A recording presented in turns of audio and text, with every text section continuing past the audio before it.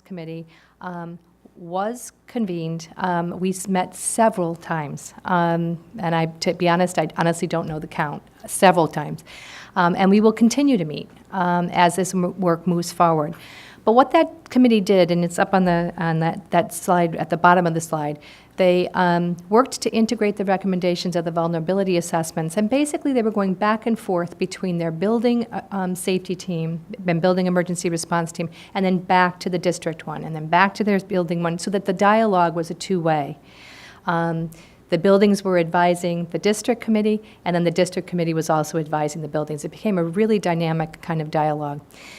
They then worked, and I'm a member of that group, so we all worked, to update the district emergency manual or safety plan that you have in front of you. And we integrated the best practice suggestions of Dave Connors, but also used the templates that the state has developed to advise districts on what are the required elements of a good comprehensive safety plan. We then developed agreed-upon safety and emergency standards of practice in the district, and it's actually the last appendix. We'll be adding one of those appendices annually as best practice gets shaped in the district, and time and events shape our practice, Newtown being an example of that, where you kind of sit back and think, okay, have we got everything covered? Not that you don't have that in your regular practice, but events have a way of also causing us to take a look at how we're doing.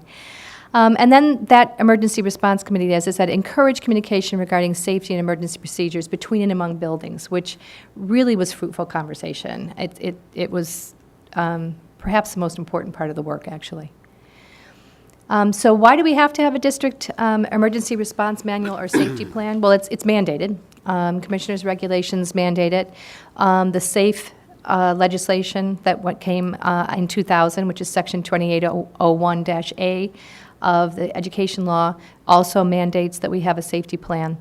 And then recent laws, such as the Dignity for All Students Act that I've been here chatting with you folks about, and the Office of Civil Rights Title IX advisories that came out on sexual assault, have also caused us to think about how do we create a positive, safe culture in our buildings, and really charges us to mitigate and prevent harassment, discrimination, and other forms of challenges to well-being and learning. So it really causes us to look at that as well. So all of our plan, and I know you've had a chance to look through it, you noticed the chapter headings. When you started into Chapter 3, you saw prevention and mitigation, Chapter 4 with preparedness, and so on. The 4 required elements of a nationally recommended safety plan include all 4 of those elements to make a comprehensive circle, if you will, dynamic process of prevention, mitigation, preparedness, response, and recovery.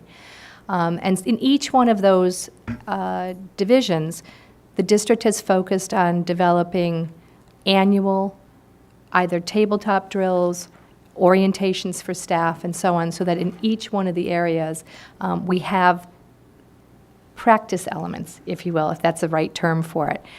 So in prevention and mitigation, we're attempting to prevent hazards from impacting people. In preparedness, we're looking at developing response capabilities. Those, if you think of preparedness as a fire evacuation, that's a really classic example of a preparedness activity.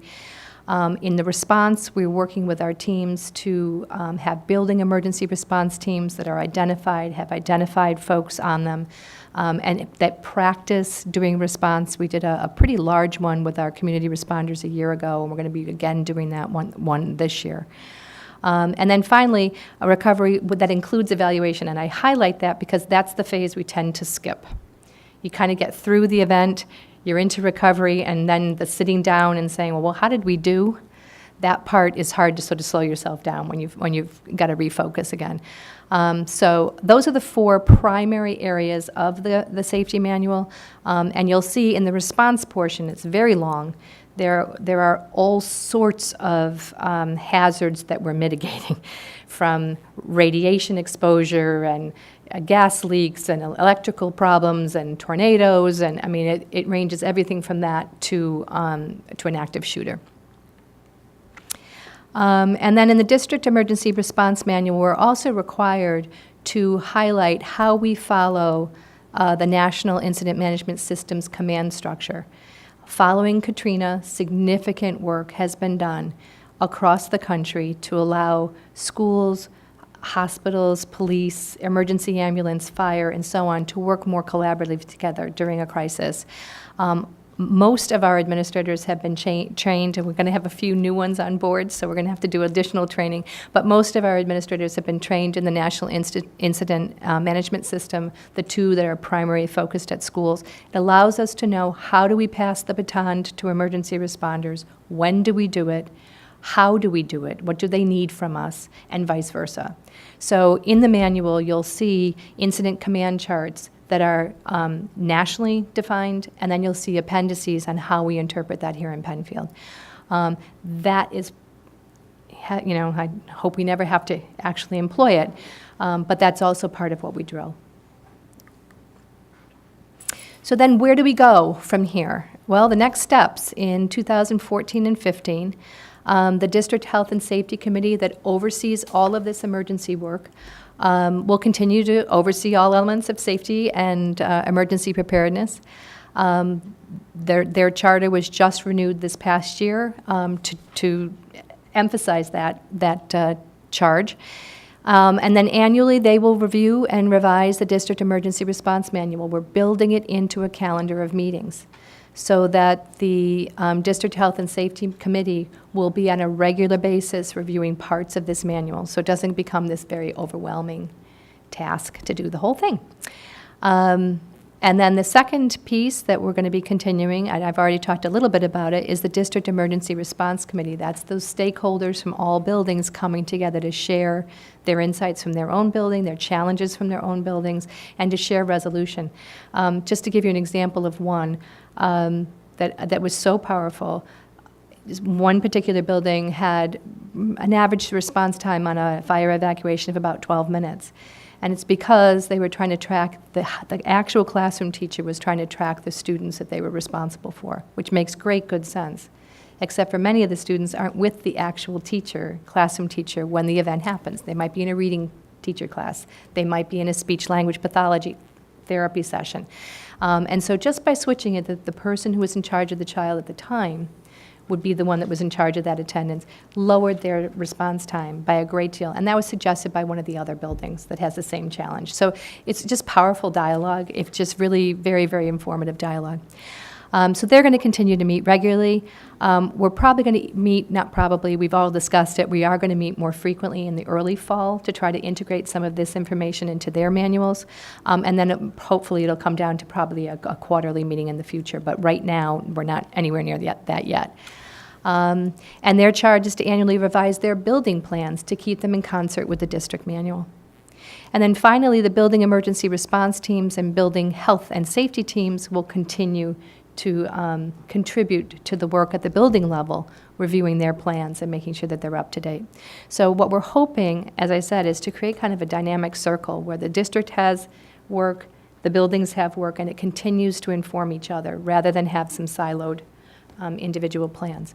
So I should have mentioned also the building teams, the building emergency response and the building health and safety also have training responsibilities in their buildings to make certain that their faculty knows how to do a lockdown, knows how to do a lockout, knows how to do a shelter in place with or without a locked door, knows how to do an evacuation, and really understands those kinds of pieces. And I know our district leaders have been doing that for years, but it is an important charge of that group. So that's kind of a real quick summary of a very large document, so I suspect there might be some questions. Board members, questions? Barb? I just wanted to comment on the example that you gave, because that's exactly what we did at my building, and being a total building of special needs students, that was... I bet. But we were pretty much within 4 to 5 minutes that everybody was accounted for, so. And we had, it was right on the door, as you walked Yep. out the door, you grabbed it, you had your pencil, you had your little kit. Record your and- attendance, Yep. yep, exactly. Hand it to the person in charge of your area. Now it's Boom. done, yeah, exactly. So- And those little tweaks, when we do share that kind of, it just is so powerful. It really is. I'm glad you shared that, thank you. Other questions? Camille? I was just wondering when you're going to do this annual drill. Do you do that when the students are in the building, or is that like on a The Saturday building morning? emergency response Yeah, one, the big one? the big one. We tend to do that with emergency responders. We're not doing it with actual kids because we're at the tabletop, we're walking it through. The minute we start to put real bodies into the mix, there comes some risk when you start to move people into different places. So evacuations, because they're by law, we have to do those kinds of drills. Lockdown and lockout, shelter in place are district requirements, and we do those with kids. But when we talk about how would we deal with this building if this roof collapsed, we don't do that with kids. We may eventually get to a place, and we talked about it years ago, get to a place that we role play it with faculty as well. But the strong advice we've gotten from area SWAT team commanders is that they recommend that you do tabletops and really know your stuff before you start throwing a live drill in. And for good reason. I mean, they gave an example of an area district that did a live drill, and their leaders were eliminated within minutes. Not literally, but within the drill, because they just weren't ready to figure it out yet. So there's So- not a point that, you're not at the point where you would have to notify the community that you're doing any kind of a drill. They would never see Right. a lot of emergency equipment here Right. and wonder what was going on. Right. If you did something at that level, then you would probably Exactly. give everybody a heads up. However, we do have we worked very collaboratively with the Department of Homeland Security, and led by a wonderful effort on Sheriff O'Flynn's part, to provide us with a very powerful tabletop tool where we can stage through a smart board exactly how it would look. Okay. And we can work with the police and fire. They can literally see, this is where our fire trucks are going to go, and this is where, so it's a pretty lifelike drill. And we're hoping to get to that place. We just had a lot of infrastructure work to do first. Thanks. Go ahead, Catherine. I noticed that there was mention about, using school buildings for natural disasters, kind of, hurricanes, tornadoes, whatever. And then if there were an event where, a portion of the community had to stay here, and then the cots and the blankets and food and all that, we don't store any of that here. So Right. are we already in collaboration with the Red Cross, or is that something, what happens in a situation like We that? absolutely are, and in fact, we just did an audit of all of our facilities' capacities last year. And we meet with them regularly. Both Monroe County Office of Emergency Preparedness and the American Red Cross work in collaboration to identify sheltering spaces within Monroe County. Okay. There is an addendum, an appendix about that, and I'm within the 300 pages. I'm surprised you didn't Surprised I see it. missed it. What do you know? It's a lot. It's a tiny little addendum in a very large document. But what we do is basically, in the event of a natural disaster, Red Cross takes responsibility for the shelter. Okay.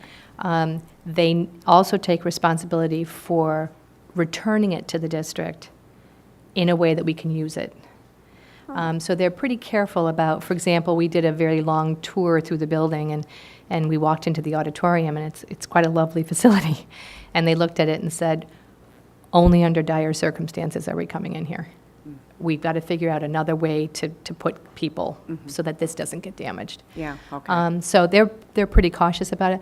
We also have a cooperative agreement with the Department of Health, where we are what's called a point of dispensing, or POD, it's usually referred to as a POD, and we have 2 POD coordinators here in the district that have gone through training.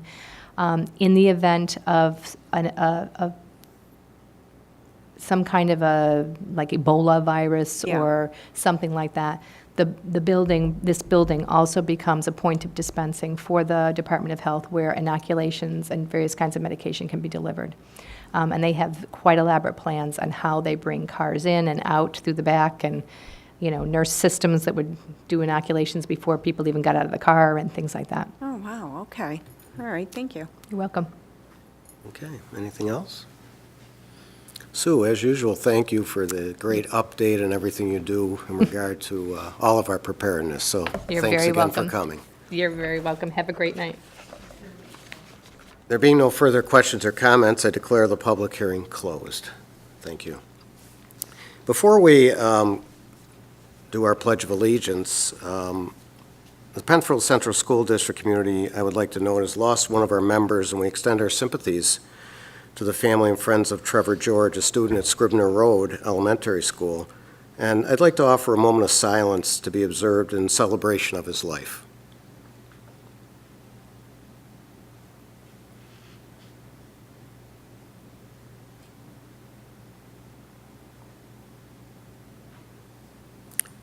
Thank you. Now I'd like the clerk to lead us in the Pledge of Allegiance. Pledge. I pledge allegiance to the flag of the United States of America and to the republic for which it stands, one nation, under God, indivisible, with liberty and justice for all.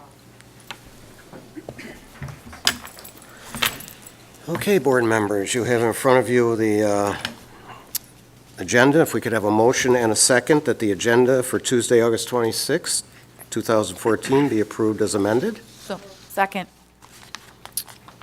We have a motion and a second. All in favor?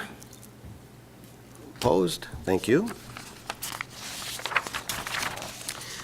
We also have a consent agenda in front of you, and if we could have a motion and a second that the board approve the following consent agenda, consisting of the approval of the minutes from August 12th, acceptance of recommendations from the Committee on Special Education, acceptance of recommendations from the Superintendent for personnel changes, and approval to dispose of unserviceable textbooks and media. If I could have a motion, please. Second. Any questions? All in favor? Opposed? Thank you. Attached, you have also seen the Treasurer's Report for the month ending June 30th, 2014. If I could have a motion and a second that the Treasurer's Report, including the cash report, general fund cash report, the general fund revenue status report, the general fund budget status report, school lunch fund cash report, and school lunch fund revenue expense budget report for the month ending June 30th be approved. Okay, we have a motion and a second. All in favor? Opposed? Thank you. We have a special report in regard to our visitors management system that I believe Dr. Sansucci is going to facilitate for us. Thank you. It's a very brief update, and this is just in follow-up to a conversation that we had, I believe, 2 board meetings ago with regard to the process we're going through to select a visitor management system. I wanted to update you on that progress and thought it was appropriate tonight since we were talking about safety plans as well. So the district had a committee to select a visitor management system. Included folks from technology services, Sue, as well as building representatives. And they reviewed a number of products and have selected one called Easy Lobby based on a number of criteria. The features that they settled on as important were one, that it stores data, and we can choose what data is stored because we know that there are concerns about the proliferation of data. We're interested only in keeping our building safe and not in generating additional information. So this product allows us to select what we save or don't save in terms of that, and also to store what we do want on district servers rather than on the cloud or on some other third-party vendor's site. It integrates really very well with our current security systems that provide door locking and visual side of our buildings. It syncs with our student information system. It was one of the few products that do that. It has good reporting and training. We're comfortable with the vendor. So the committee's made that recommendation. We've moved forward with the purchase. And in terms of implementation, we had tentatively scheduled towards a Christmas or a mid-year implementation in this year. I think that just based on the schedule and where we're at right now, we're a little behind that, simply because we will miss, as we move through our process, some of the early elementary school events that I think are really important for us to attend and to discuss this before we do a rollout. So we're going to work through the rest of this year. We intend to be complete by 15-16, so early next year, I think, would be our revised schedule. But you'll be hearing more about it, and you'll be seeing some of it as we begin to roll out both our paperwork, our process, our training, and our implementation during the course of this year. That's it. Okay. Board members, any questions? This is kind of an ongoing update. I love the name, Easy Lobby. We'll send that over to the legislative end, too. Any questions for Mark at this point? Okay, thanks, Mark. Thank you. Do we have any visitors that are speaking? I don't believe we do. Okay, so our student representative will be with us next month for once school begins. So on to our superintendent reports. Dr. Putnam. Great, thank you. We have 4 wonderful elementary schools in Penfield, very strong elementary schools, and tonight I get to honor 2, and that would be Cobbles and Harris Hill Elementary School have been designated the Reward School by the Board of Regents of New York State for making the most progress and are having the highest performance with no significant gaps in student achievement. And so I spoke to both Mark Nelson and Don Bavis in order to express our thanks for the work that they did. And then going on with honors is just sort of go over the Strive for 5 school bus safety, which we do every year thanks to transportation and food service. The Strive for 5 school bus safety program for incoming kindergartners took place August 12th and 13th, and their parents came in with the new kindergartners to learn 5 of the most important school bus rules. So for all of our students at home right now watching, please remember these 5 rules: loading and unloading, our bus stop safety, crossing procedures, the danger zone, bus rules, and emergency evacuation. And we have just a little slideshow to show Strive for 5 bus safety. This is the 8th year that it took place, and the program was held this year at the Cobbles Cafeteria, and students learned about the cafeteria experience, and then they got on buses with their parents and went over to Harris Hill on the big yellow bus for the bus experience, and at Harris Hill they went through the 5 different steps for the Strive for 5. And there were actually it says up there 200 students and families participated. That's actually 214 students and their families participated. So we had just over 100 each night at this event. So I spoke with Transportation today and just expressed our thanks for this program. A couple of pictures. This is Patty Macking, one of our transportation employees, standing in the pouring rain. Day 2 of this event was the absolute torrential downpour we had. And Joey Argento took this picture. I was standing next to him, and I said, "Patty, come here. It's pouring rain." And she said, "No, I have to stand here so all the parents can know where to come. We don't want them to be in the rain. We don't want the little kids to be in the rain for as short as they can." And so I just really stress that staff really goes all out for this event. And I'll encourage the board next year to get an invite from me. I think we should all stop by and see how nice it is. They do a great job. And Mark Sansucci oversees this as well through transportation and cafeteria. So thanks to Mark. That's me. So that was right after the pouring rain. We went to go check to make sure that we were going to be good to go. I'm not sure what face I'm making in that picture, but I did enjoy. I went both nights just to, I've had, my 2 kids just went through kindergarten for the last 2 years. So this was the 3rd year in a row that I went to the Strive for 5 event just to check in and see how they were doing. Loading the buses to Harris Hill, you can see that's the clouds in the background. That was the rainy day we had, but the sun did break just in time for after the cafeteria program and before they got on buses, and they got to go through the whole program. They arrive at Harris Hill, about 100 students are riding 5 buses over with their parents, and they learned loading and unloading drills, crossing procedures. Those are sort of mats they have out to teach the kids how far away they have to be from the bus and where the driver can see them and where the driver can't. And I think, just that reminder that for some of these kids, the vast majority, this was the first time they rode on a school bus ever. And so these were really, the students were really attentive. They were very interested in what they were learning. And they learned about the danger zone, where that blind spot is on the buses, and that's very important. And the bus rules. I learned all about the bus rules and bus safety. And emergency evacuations. Our young future patriot there hopping out of the bus, going through the safety drills. And one of the great things, so for families out there who are looking to go next year, all the students get goodie bags, so some healthy snacks in there that were Joey Argento approved, as well as some stickers and coloring books all about school safety and transportation safety. So just really wanted to give kudos to Gina and Joey for the work they did, but also for the transportation employees, the bus drivers, because I met with them during last week and during their yearly sort of meeting before school, and they are the first face that our kindergartners see before they go to school. So that bus that picks up the vast majority of our students, and they did a great job really pitching in and helping kids out. So that's my update on the bus, Strive for 5. Staffing update. Patty Gallagher can't be with us this evening, but just one slide to look at the staffing. We are in great shape for the school year, starting up September 4th for the first day for students and September 2nd, the first day for staff.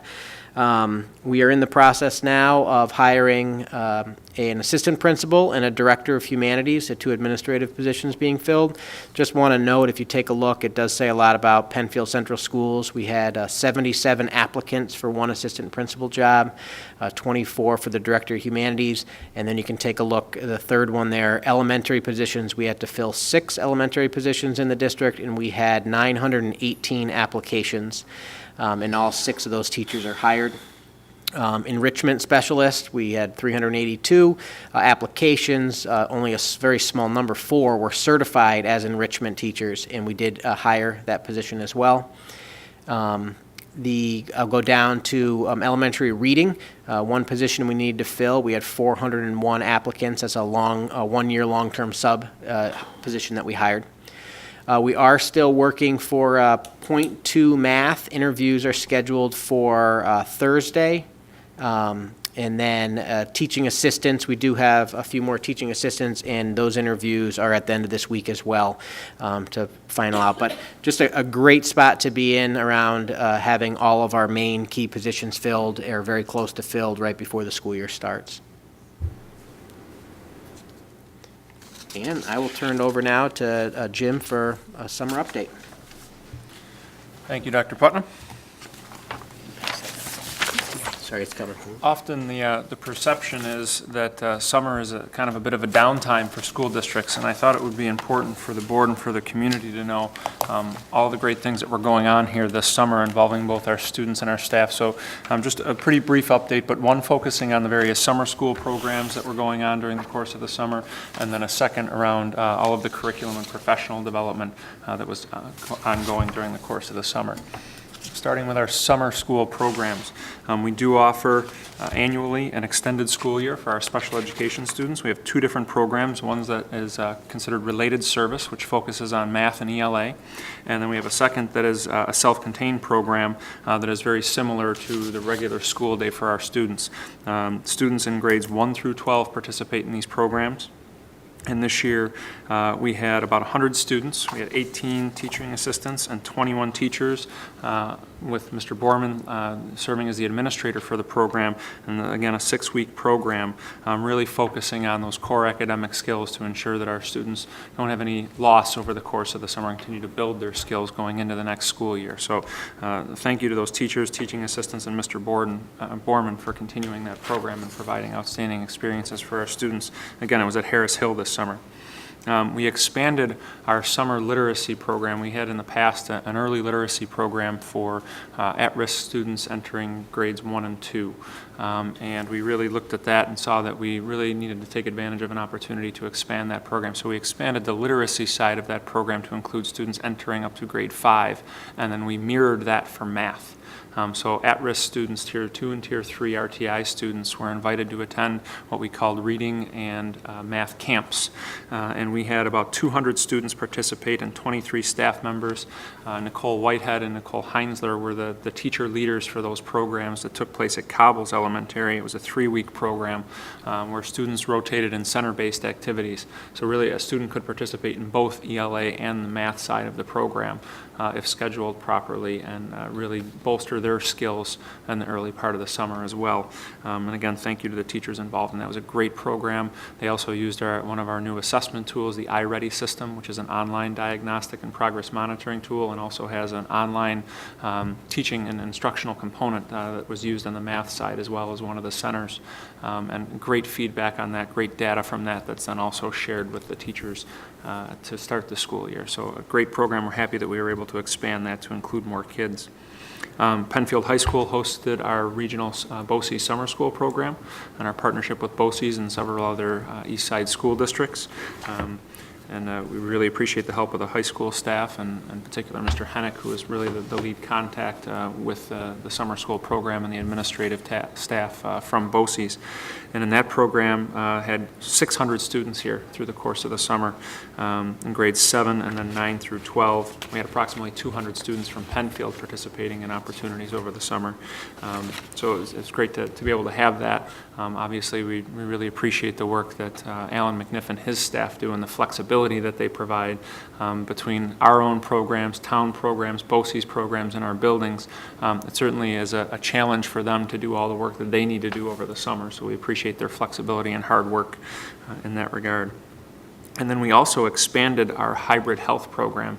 You know, we offer Health 1 and Health 2 over the summer for our high school students so that they can take that compacted course in a hybrid format that includes online instruction. That was kind of the impetus of the Futures Project. We expanded that to offer 2 additional sections. So this year we had 136 students who took their health requirements over the summer to open up their schedules for some additional and more rigorous coursework during the course of the school year. So, many thanks to Mrs. Finlayson, Mrs. Verstraete, and Mrs. Walker for supporting that program and really being willing to devote more time to open up that opportunity for students. Really a great program. And then extracurricular activities, we did have a couple of music opportunities. Music Broadway Bound, we had 23 high school students participating in that activity, and then 12 students who participated in a summer jazz camp as well. So a great deal going on with a very large number of kids in our schools over the course of the summer. And again, a ton of appreciation to everybody involved and for making those opportunities available to our students. In terms of curriculum and professional development, about a month ago I shared with you the Office of Instruction Action Plan, and one of the key goals and primary goals of that plan is to ensure that we are developing and implementing guaranteed and viable curricula in all curricular areas K to 12. And we had a great deal of work in that regard that started really in the spring with teachers working on weekends and evenings to begin the curriculum development process and ensuring that we're aligned to the Common Core Learning Standards and other appropriate standards. But over the course of the summer, a lot of that work continued, especially in the areas of English Language Arts K to 5, and then Science, Social Studies, and English in 6 to 8 and 9 to 12. So we had a lot of teachers who volunteered summertime to come in and work on that effort and ensure that we're developing that curricula. It's moving. I talked with you a little bit about the Ensured Focus on Learning document that I have that tracks that progress, and that in areas where we don't have guaranteed and viable curricula, it may be coded red if we don't have it, or yellow if it's in development, orange if we're not sure, and green if we have it. And so we're starting to see that shift in some of those areas that were red to the yellows and to the greens, so that we can see that progress happening in a visual manner, and we're excited about the progress we're making, and we'll be continuing in that. I talked to you last meeting around the Leadership Summit. It was a great professional development opportunity for our administrators and our teacher leaders.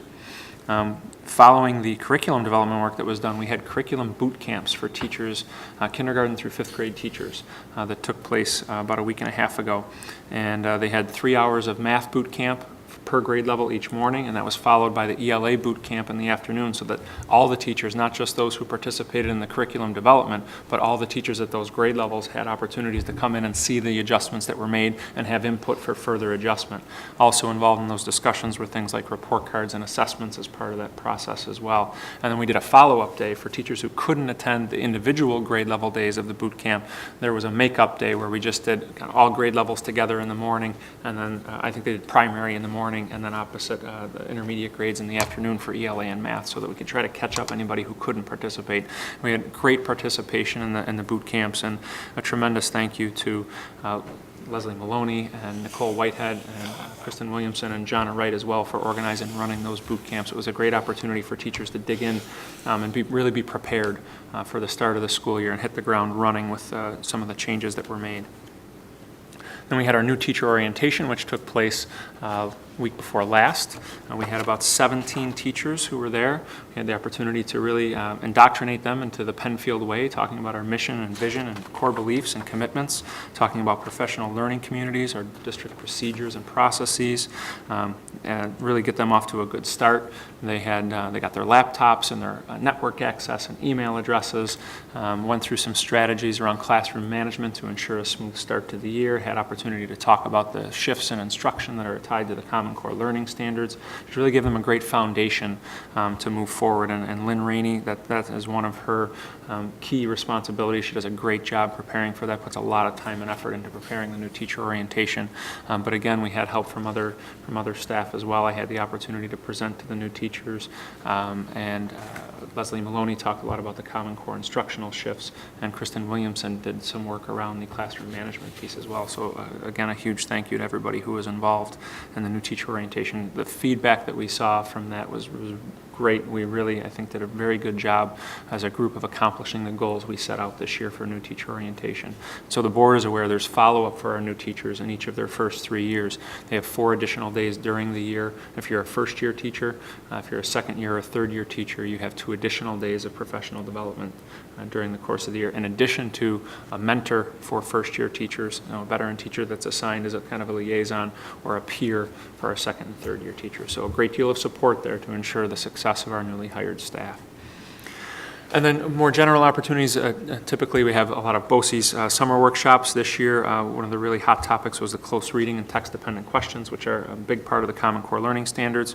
We had our Network Team Institute in Albany, which I attended. We had a middle school teacher, Marie Signorelli, attended. Charlie Roods attended as well. So that's a multiple-day conference in Albany around the Regents Reform Agenda and the Common Core Learning Standards. And then we had other opportunities, such as I attended with Lynn Rainey and Terry Feebrey and Kevin Swartz, a Professional Learning Communities Conference in Boston to start the school year, and that was helped lay the foundation for the Leadership Summit as well moving forward. So just a plethora of activity going on around professional development and curriculum development to really make sure that we're ready to start the school year off and continue the progress that we've made and continue to improve. And I want to thank the board for their support of those efforts, and certainly thank everyone who participated in everything, because it made for a very busy, but I think a very productive summer, and I believe our students will benefit greatly from it. So thank you to the community and the board for their support. Are there any questions? Questions? Camille? I have a question about that you expanded the camps this year, and you said over 200 or about 200 students were able to attend. How many? I'm wondering what percentage that was of the ones who were invited, because sometimes they're family vacations or they're going to camps, and also, so I'm wondering how many you got of the ones you invited, and did the district provide transportation? We did not provide transportation. It was parent transportation. I don't know the percentage. I do know that there were more people who wanted to attend than were able to. We were pretty strict because it was brief. You had to be able to commit to the entire camp, either ELA or math. But I'd have to get back So to it you was on like the you percentage. invited them and there was a registration process and then not Right, everything, there were right. invitation letters sent out with a call to kind of RSVP for the camp.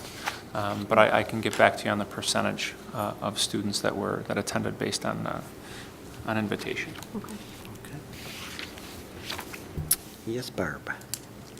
Jim, thank you so very much, and now that I'm a recent retiree from the education system, just listening to what you have been doing as a Penfield team, I would like to see this really, I think, somehow be included in when we're working with our budget process, that, you know, the community becomes more and more aware that it's not just a 10-month job for us, teachers or administrators, that it is 12 months. I mean, to me, we need to get out there that this is the bang for your buck, and that it doesn't just start September 1st and end June 30th.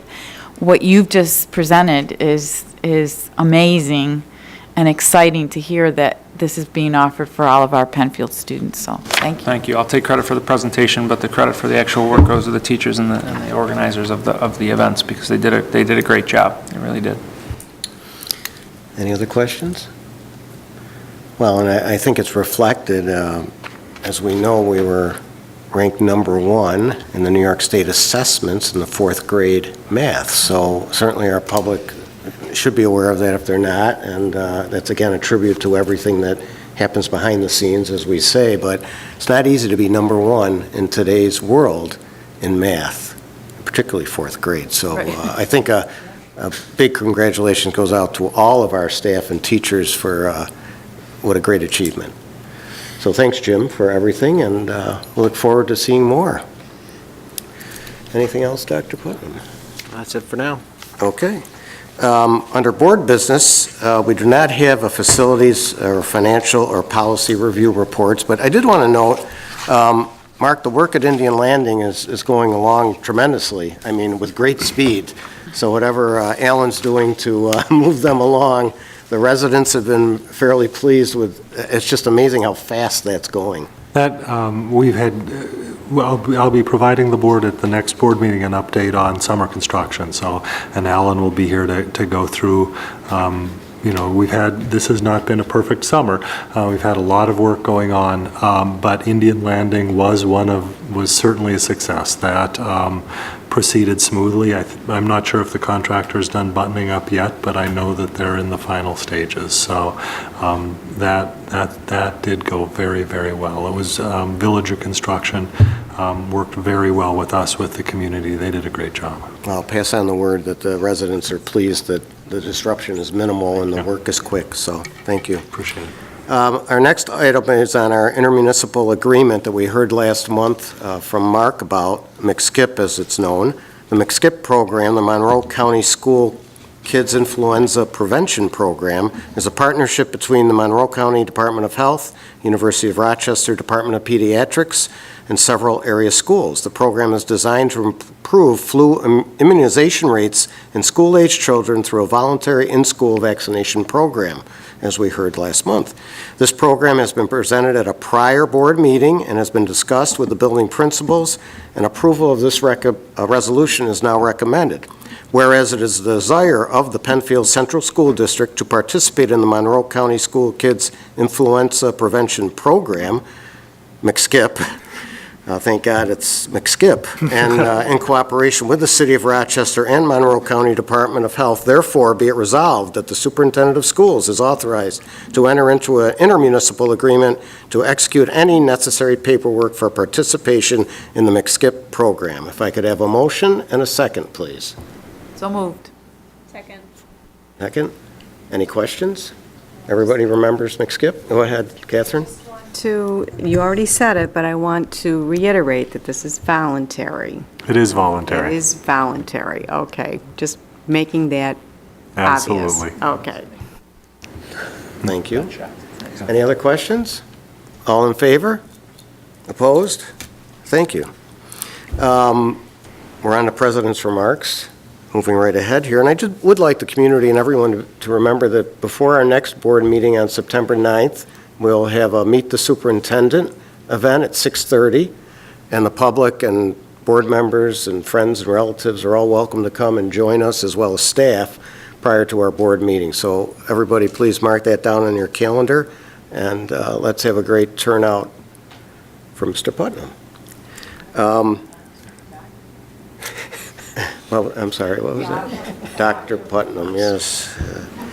Go by whatever you want to call me. Yes. I'll be here, though.